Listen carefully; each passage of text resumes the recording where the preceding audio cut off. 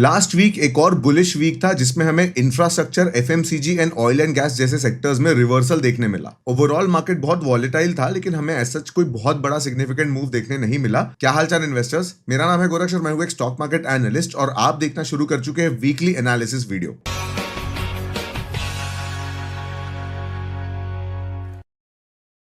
आज के weekly analysis video में मैं सिर्फ निफ्टी 50 का नहीं बल्कि बैंक निफ्टी का भी एनालिसिस करूंगा, क्योंकि उसके भी लेवल्स हमें देखने पड़ते हैं। चलिए मैं आपको अपने स्क्रीन पे ले चलता हूं।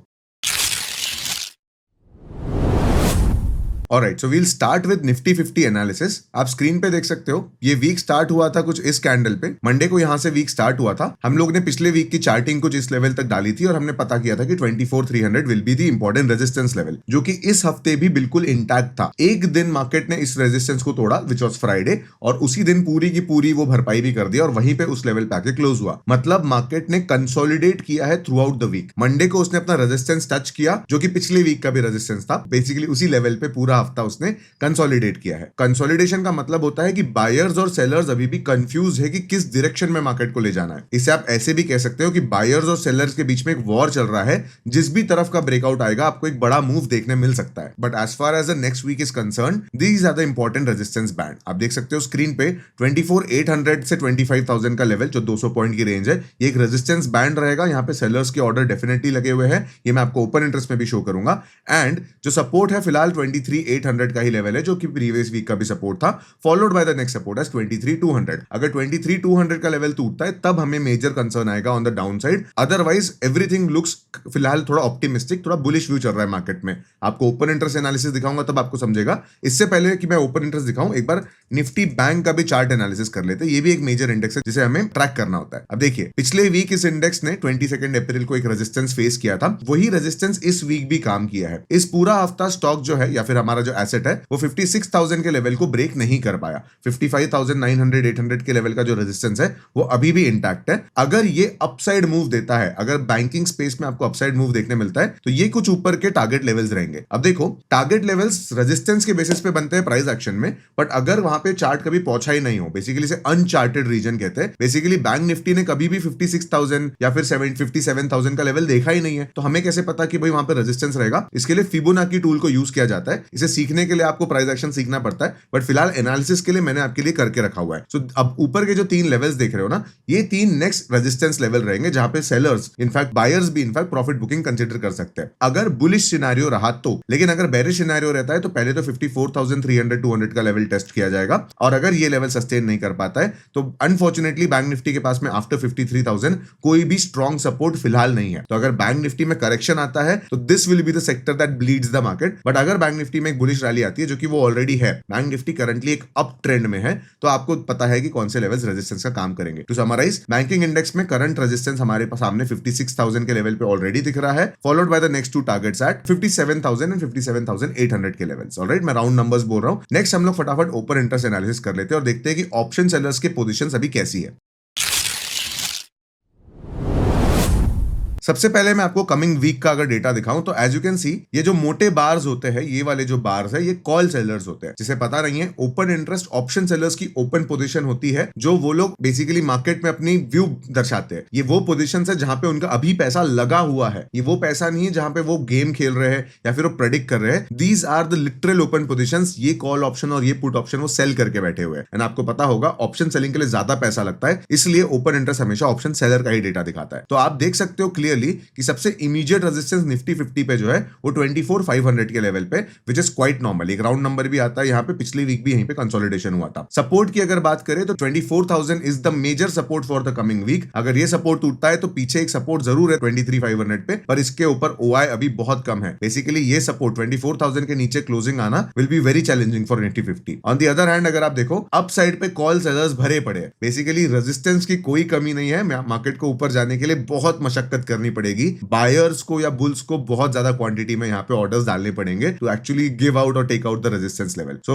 अगर ये वीकली हमने बात करी, एक बार मंथली ओपन इंटरेस्ट भी अगर हम देखें तो यहाँ पे आपको देखने मिलेगा कि देखो यहाँ पे तो डेटा क्लीनर दिख रहा है आपको। तो 24,500 पे एक मेजर रेजिस्टेंस है, फॉलोड बाय 25,000। सो ये 2 लेवल्स रहेंगे जो मई महीने में हमें देखना है। हम वीकली इसको ट्रैक करते रहेंगे। फॉलोड बाय अगर आप सपोर्ट की बात करो तो 23,500, बेसिकली 500 के पॉइंट्स पे, 500 पॉइंट्स के गैप पे बेसिकली 2 सपोर्ट है। सो करंट मार्केट प्राइस है 24,500 is the level that we we need to track. So as soon as we check the options open interest, हमको फ्यूचर OI भी देखना चाहिए.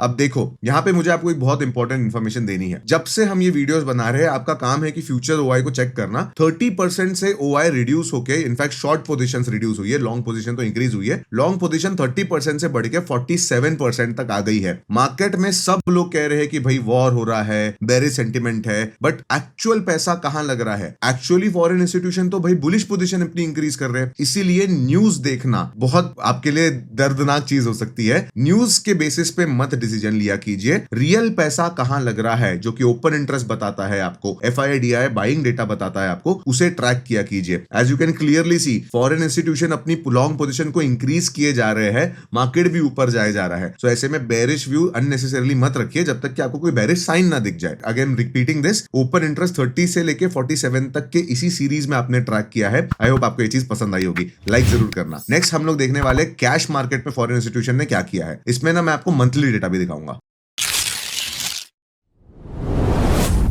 ऑलराइट, सबसे पहले मंथली डेटा ही देख लेते हैं. तो हम लोग अप्रैल महीने की बात करें तो ओवरऑल इंस्टीट्यूशनल बाइंग जो है वो 30,000 करोड़ करीबन थी. ठीक है, जो कि जस्ट नॉट वेरी, ऐसा कुछ क्रेजी नंबर नहीं है. एक मिड कैप कंपनी का मार्केट कैप होता है इतना. It's not very fascinating honestly. अगर मंथली बेसिस पे देखोगे तो फॉरेन इंस्टीट्यूशन लगातार अभी 2 महीने से नेट बायर्स थे. जो ऊपर आपको लेवल दिख रहा है ये मई महीना है, अभी ये महीना जो शुरू ही हुआ है. लेकिन जो इनकी नेट बाइंग फिगर था वो बहुत ही कम था. 2,700 करोड़ की नेट बाइंग इन 1 मंथ कोई बड़ा रिवर्सल साइन शो नहीं करती है. बट स्टिल आप ये चीज देख रहे हो कि FII सिर्फ सेल ना करे तो भी मार्केट में कितनी अच्छी रिकवरी आती है. राइट, हेंस FIIs को बहुत क्लोजली ट्रैक करना चाहिए. वही होता है वेरिएबल, या वही होती है volatility in Indian stock market. अब अगर हम डेली डेटा चेक करें, बेसिकली पिछले वीक का डेटा चेक करें, तो लास्ट पूरा वीक भी फॉरेन इंस्टीट्यूशन ने लगातार बाइंग की है, which is a very positive sign. देखो बाहर के इन्वेस्टर्स इंडिया में अभी इन्वेस्ट कर रहे हैं, आपको दिख रहा है कि वो कैश मार्केट में डिलीवरी ऑर्डर्स ले रहे हैं. सो यहाँ पे बेरिश व्यू तब तक मत बनाइए जब तक कोई बेरिश रिवर्सल दिखता नहीं है. हाँ, निफ्टी में नीचे गैप्स है, पर वो गैप कब फिल होगी ये कोई नहीं बता सकता.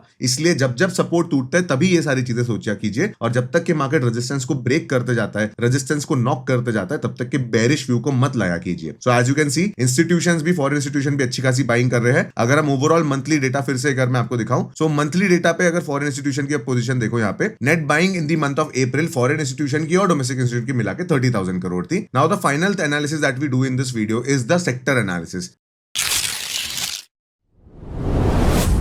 अब आप देख सकते हो पिछले वीक के top performing sector oil and gas थे, रियलिटी था एंड इंफ्रास्ट्रक्चर था. ऑटो ने भी एक अच्छा परफॉर्मेंस दिया है, I will not deny it. In fact auto sector ने प्रीवियस पूरे मंथ में 8% के रिटर्न्स दिए. सो ये रिवर्सल साइन आप जरूर कंसिडर कर सकते हो. So what are the sectors that are leading this current rally या फिर दिस करंट अपवर्ड मोमेंटम? उसमें आप बोल सकते हो कि भाई ऑयल एंड गैस सेक्टर जो है वो लीड कर रहा है. इनफैक्ट रियलिटी एंड इंफ्रास्ट्रक्चर में भी पॉजिटिव रिवर्सल देखने मिला है. रेपो रेट कम हुआ है, आप लोग को पता होगा. रेपो रेट कम होना इंफ्रास्ट्रक्चर के लिए या फिर इन जनरल कैपेक्स बिजनेस के लिए एक अच्छा साइन होता है. ये बिजनेसेस जो होते हैं ना जनरली लोन काफी ज्यादा लेते हैं, इनके ऊपर डेट काफी होता है. तो अगर डेट सस्ते में मिल रही हो तो इनके बिजनेस का ऑपरेशनल मार्जिन इंक्रीज होता है. हेंस ये सेक्टर्स पे आपको नजर रखनी पड़ेगी. अगर आप अंडर परफॉर्मेंस की बात करोगे तो आपको मीडिया सेक्टर वापस अपने हैसियत पे आते हुए, मीडिया सेक्टर इन जनरल एक बेरिश सेक्टर होता है क्योंकि इस सेक्टर में ट्रांसफॉर्मेशन चल रहा है अभी. राइट, आज के तारीख में रेयरली कोई media like TV remote use करता है. OTTs का जमाना है, स्मार्ट टीवीज का जमाना है. Right, so major paying audience जो है वो उस डायरेक्शन पे शिफ्ट हो चुकी है. एनीवेज, मीडिया सेक्टर पे I am never very bullish. Overall देखा जाए तो स्मॉल कैप में थोड़ी पिटाई हुई थी. तो अगर आपके पोर्टफोलियो में करेक्शन देखने मिला है तो आपको समझ में आना चाहिए कि mid cap and small cap का एक्सपोजर आपका ज्यादा है. थोड़ा रीबैलेंसिंग करना चाहिए आपको, या फिर पोर्टफोलियो डिजाइनिंग सीखनी चाहिए. सो देखो ओवरऑल देखा जाए तो कोई भी सेक्टर बहुत तगड़ा बेरिश नहीं था. मंथली एनालिसिस भी अगर हम करेंगे ना तो भी हमको देखने मिलेगा कि भाई overall all the sectors were in green this month, जो कि एक अच्छा साइन होता है. निफ्टी लगातार इतने महीने गिरा था तो उसके बाद में एक रिकवरी दिखाना एक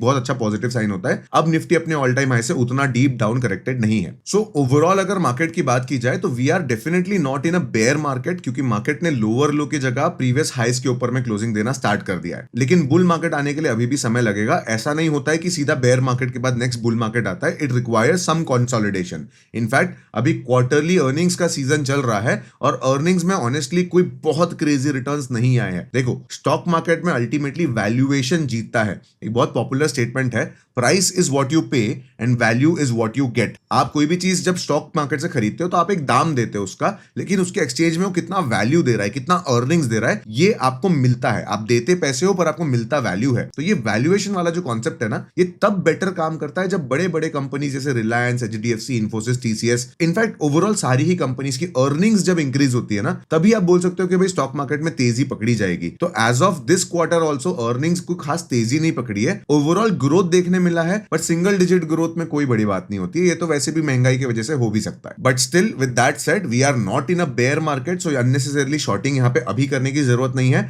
आपको मैंने सपोर्ट लेवल्स बता रखे हैं, अगर ये सपोर्ट लेवल ब्रेक होते हैं तो अपने बेरिश ट्रेड्स को एग्जीक्यूट कीजिए, तब हेजिंग के बारे में सोचिए, तब शॉर्टिंग के बारे में सोचिए। Otherwise we are still in an investors market. Undervalued चीजों को खरीदने का कोई भी गलत समय नहीं होता है। बाय द वे, मैंने जेंसॉल के ऊपर में एक स्टॉक एनालिसिस वीडियो डाला था, आपको यहाँ पे वो मिल जाएगा। इसमें मैंने आपको सिखाया है कि कैसे आप ऐसे कंपनी से बच सकते हो, तो इसे जरूर देखना। अगर ये वीडियो पसंद आया है तो लाइक जरूर करना, and I will see you in the next one.